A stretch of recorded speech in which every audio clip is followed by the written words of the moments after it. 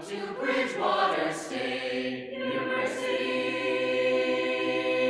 Thank you, everyone, for joining us tonight. My name's Todd Audiatis. I'm the Associate Dean of Admission at Bridgewater State University.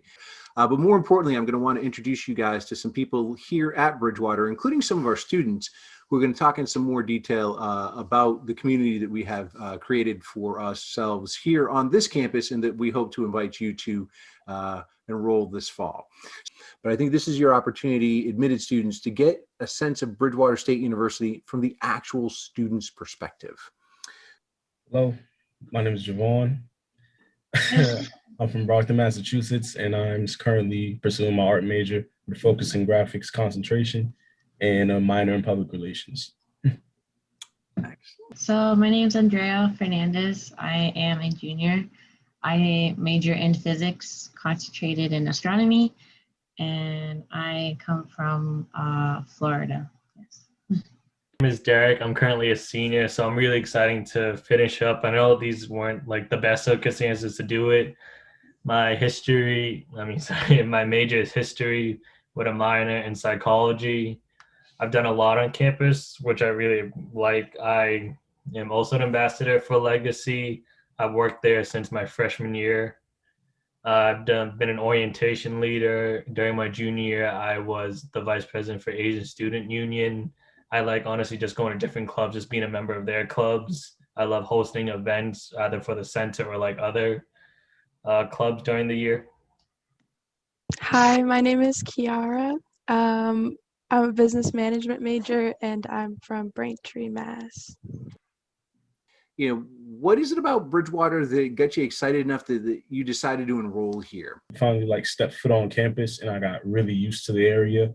By my senior year, I was like, yeah, I'm definitely gonna go here. Like this is definitely where my opportunity is at. And so far, I've been loving it. I've been gaining a lot of knowledge. I've been doing the best with everything that I've learned here.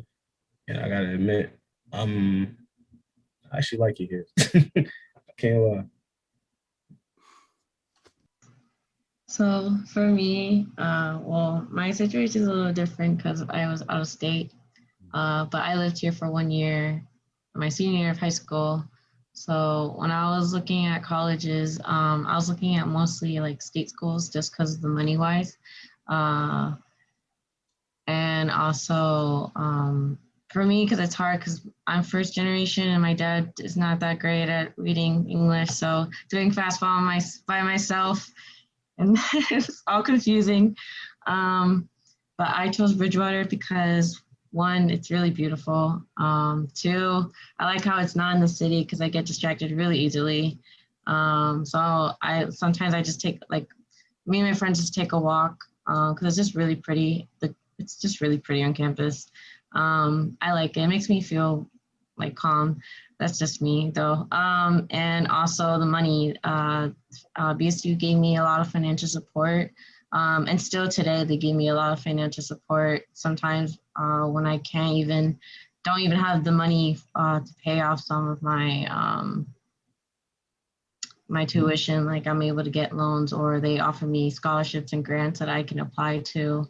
And even work study. That's how I was able to work for Lewis and Gaines and have so much connection on campus was from that office.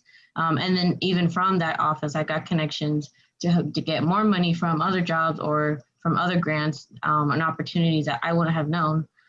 So I'm really glad that BSU, gave me a lot of money, and I get more money because of all the connections. That's great. Thank you. I chose BSU because 1, it was close to home because I am originally from Boston, so it was really easy to commute to home if I needed. Of course, if you didn't know, our commuter rail is literally basically right on campus. So like if you have to go home via the train, it is right there. It's easy to get back and forth from. And also it was affordable as a state school. Definitely apply for financial aid, as Todd said. And it's just a nice place. Like the campus is beautiful, the community is beautiful. I also really like those schools that have a good student to professor ratio, where like I really appreciate when a professor knows my name, knows my face, and that one-on-one time really helps me become a better student and make better relationships. Well, So Miss Hewlett Clark, President Clark's wife, she was my guidance counselor at Braintree High School. Yeah, so we have a connection.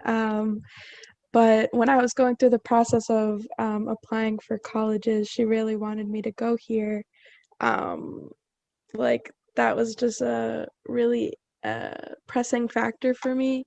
Um, and also, like others have been saying, like for financial reasons, I was offered a lot of financial help in my tuition here, and yeah. My name is Shiruza. Yeah, I have a question for some of the students. So how, if you can describe me like something which helped you to adapt the life of campus as a freshman?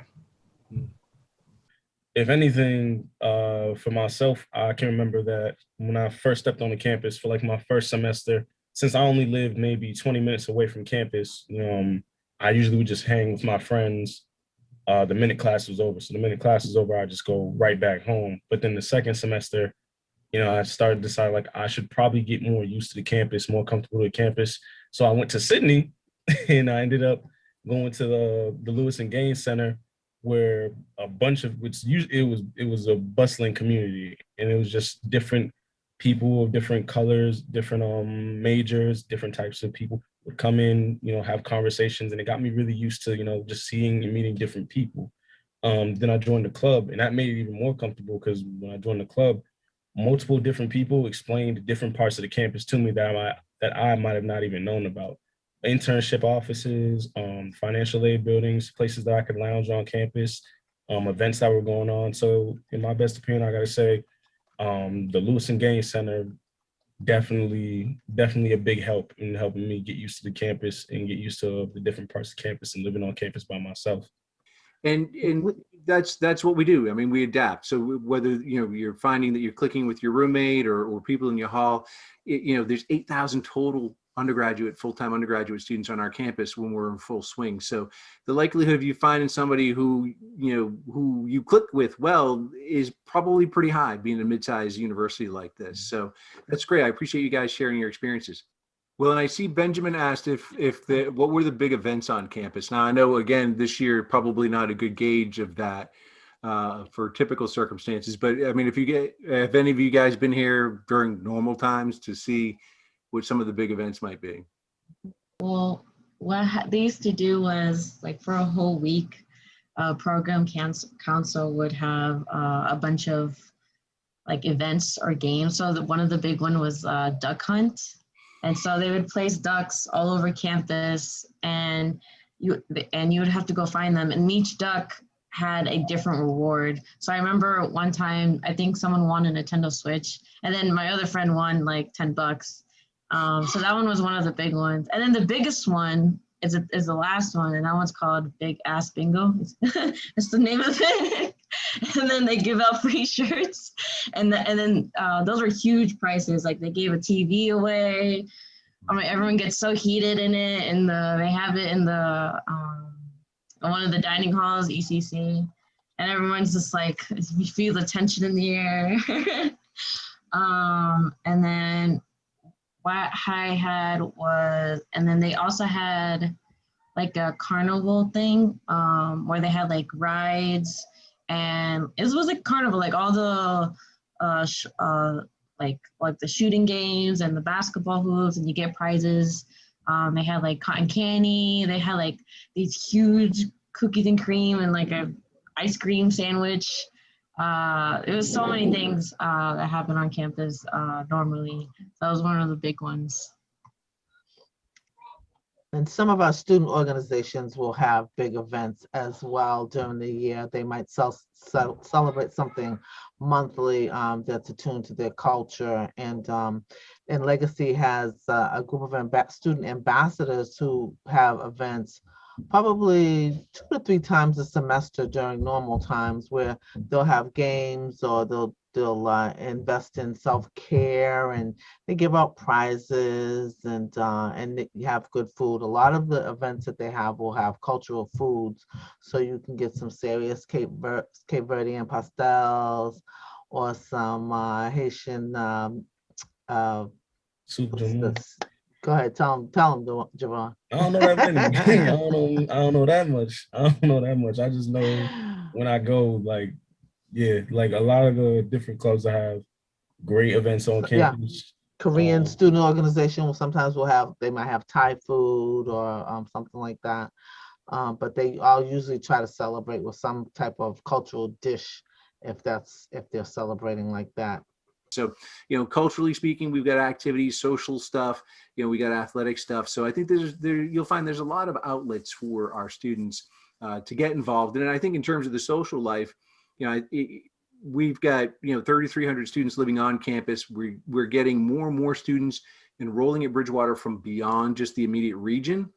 So, and from out of state. So what we're finding is that there's more students on campus now, that Thursday through Sunday time frame. Sundays might get real quiet around campus, obviously, because people are digging in and doing the homework before the week starts, or they're watching football, or maybe the local people did go home and do laundry at mom and dad's house.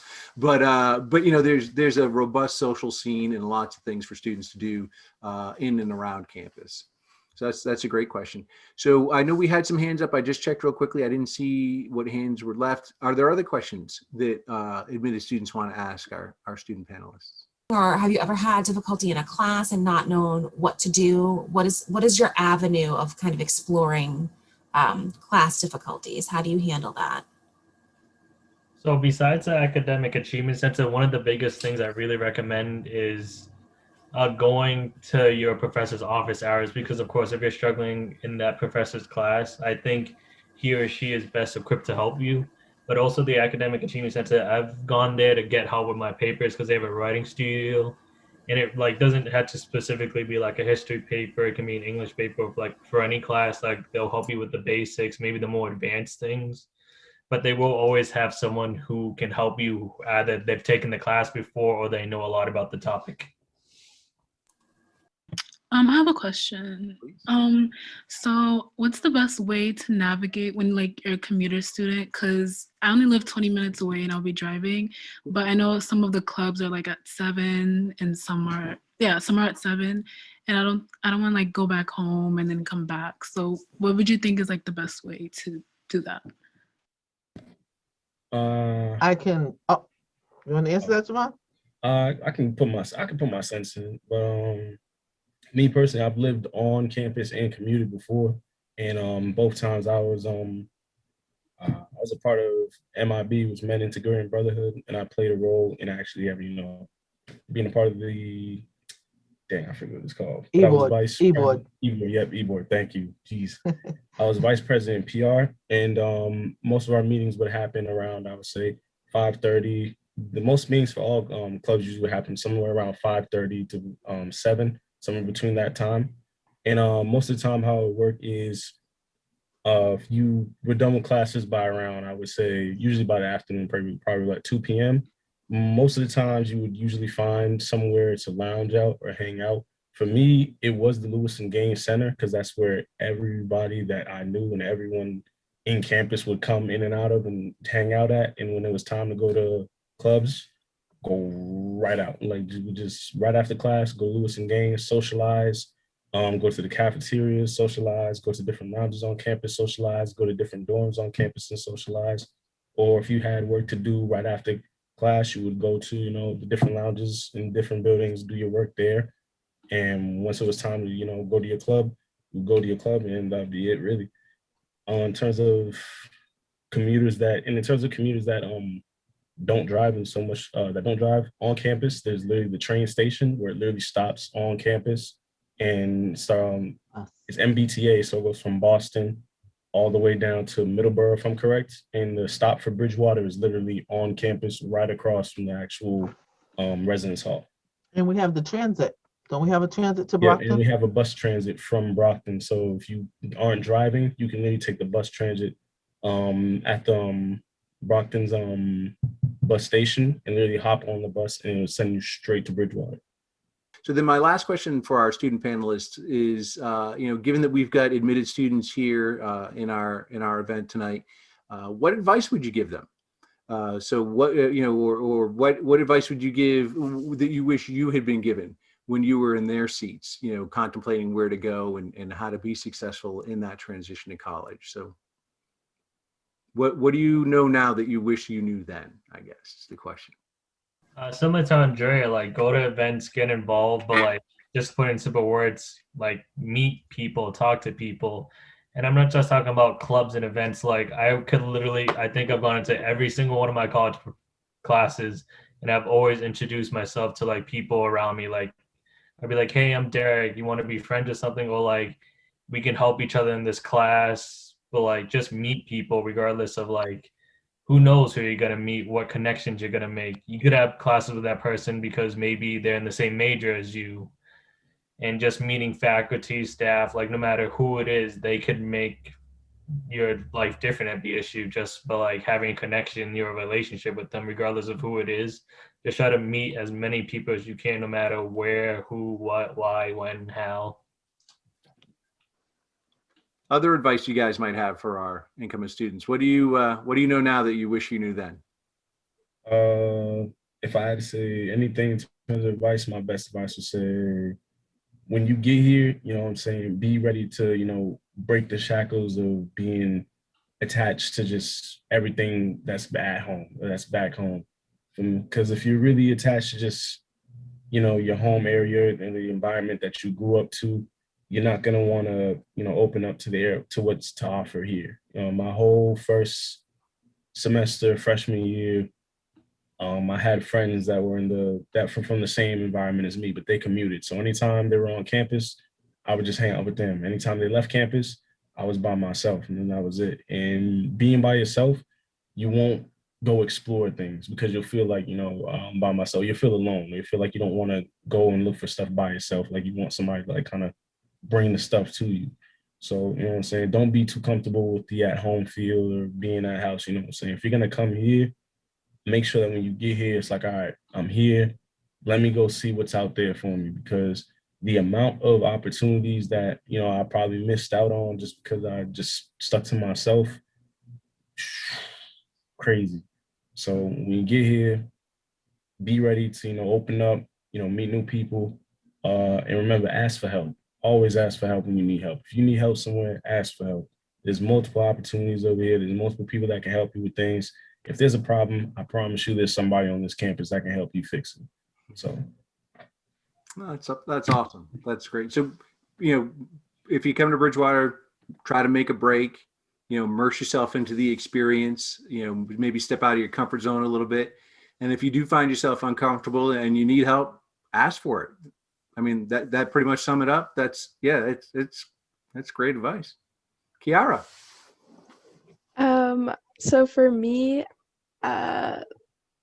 getting involved is really important. So like in your emails, you constantly get daily announcements, and I don't know, those will give you like a lot of updates on like what's happening on campus or who's hiring. Like my first semester, I worked for transit, and like that was just another way to like get to meet people and stuff. So yeah, just keep up to date with the school. That's great advice too. I mean, there's the information flow is intense, like the emails and the social media stuff. We've got a post board on our app where people can post on the wall and so forth. And but it's great advice. I mean, it seems a little overwhelming at first, but you get into a rhythm of what channels work best for you for taking in the information. But be in the information flow, because there's a lot of great stuff that happens. It helps you get connected. You learn about opportunities and jobs, and you can get advice through these communication channels that can really help you, especially in that first semester. So that's great advice as well. So thanks again, everyone, for joining us. Have a great evening and stay healthy, my friends.